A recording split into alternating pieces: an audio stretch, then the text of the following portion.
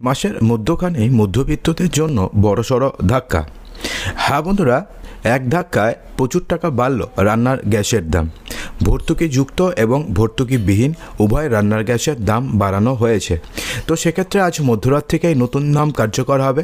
তো আপনারা যেখানে রয়েছেন সেখানে আজকের থেকে আপনাকে কত টাকা দিয়ে রান্নার গ্যাস কিনতে হবে?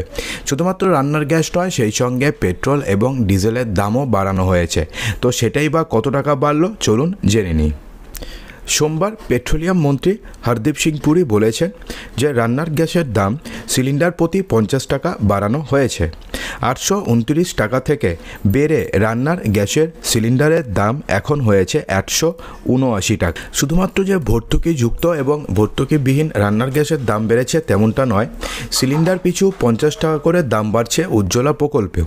উজ্জ্বলা প্রকল্পে রান্নার গ্যাসের দাম বেড়ে হচ্ছে 550 টাকা। আজ মধ্যরাত থেকে রান্নার গ্যাসের বর্ধিত দাম কার্যকর হচ্ছে। এবার বর্ধিত দামে কিনতে হবে সিলিন্ডার।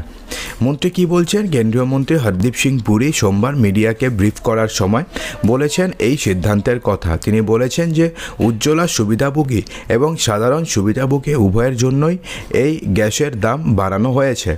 বর্তমানে সিলিন্ডার প্রতি 50 টাকা বৃদ্ধি করা হয়েছে।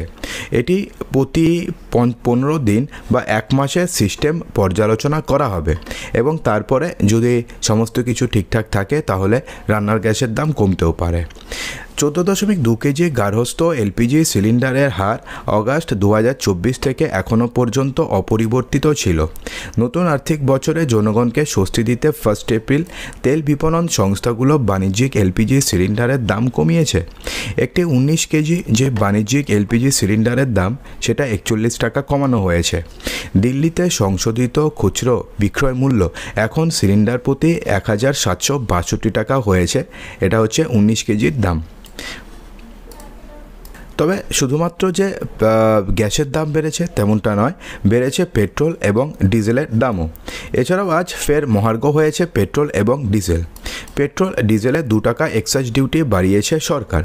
বাড়ালো এক্সাইজ ডিউটি, আরও দামি হচ্ছে পেট্রোল এবং ডিজেল। ভারতে পেট্রোল এবং ডিজেলের দাম বাড়তে চলেছে কারণ সরকার উভয় জ্বালানির প্রতি লিটারে 2 টাকা করে আবগারি শুল্ক বাড়িয়ে দিয়েছে।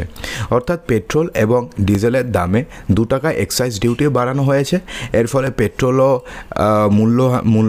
দাম বাড়ছে এবং ডিজেলের দামও বাড়ছে।